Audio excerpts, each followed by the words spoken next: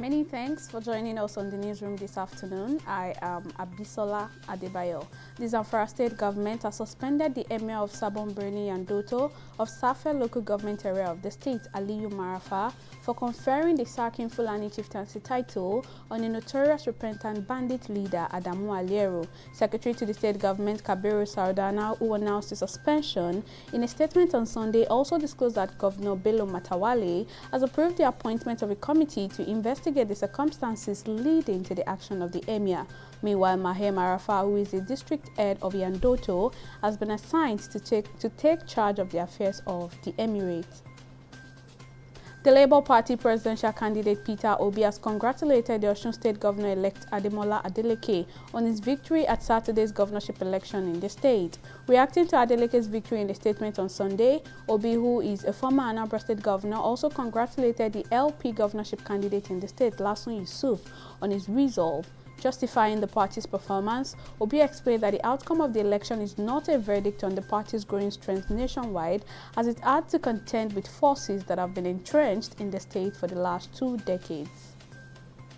Yakubu Maikudu, a senior advocate of Nigeria, SAN, has emerged as the 31st president of the Nigerian Bar Association. Maikudu was named the new NBA president following an election of the legal body, which was held virtually over the weekend. The chairman of the electoral committee, Ayodele Akintunde, made the declaration on Sunday in Abuja while announcing the result of the poll. Following the declaration, Maikudu is expected to take over the leadership of the legal body from the outgoing NBA president, Olumide Akpata. In COVID stories, Macau kicked off an 11th round of COVID-19 testing for residents on Monday as the world's biggest casino hub extended a lockdown of casinos and other businesses on the fight on its worst outbreak since the pandemic began. Despite a steady fall in infections that saw just 27 new cases reported on Sunday, authorities explained that the city's more than 600,000 residents must stay at home, with all non-essential businesses shut until Friday. Although more than 90% of residents are fully vaccinated against the COVID-19 infection, this is the first time Macau has had to grapple with the fast-spreading Omicron variant. The Chinese Special Administrative Region has a tally of more than 1,700 infections since the middle of June, after having been largely COVID-free following an outbreak in October 2021.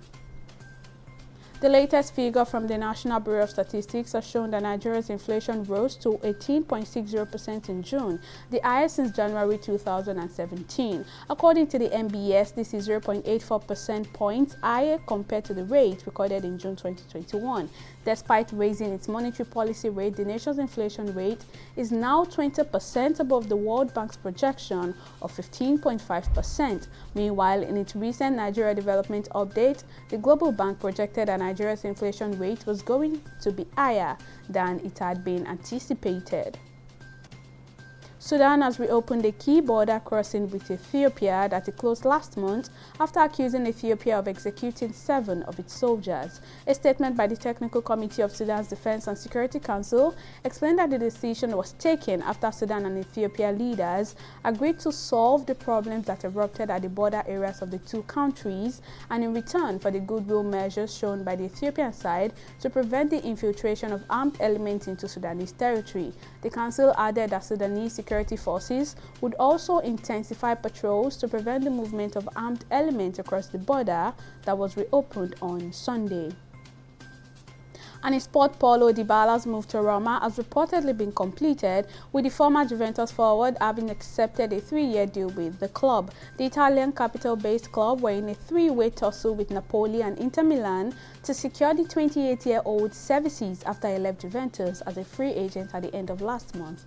There are now indications that Roma have won the race and that the Argentina international will sign a deal until 2025 worth €5 million a year, including bonuses at the Stadio Olimpico. Dybala scored 115 goals for Juventus in 293 appearances across all competitions during his 7-year stint at the Allianz Stadium.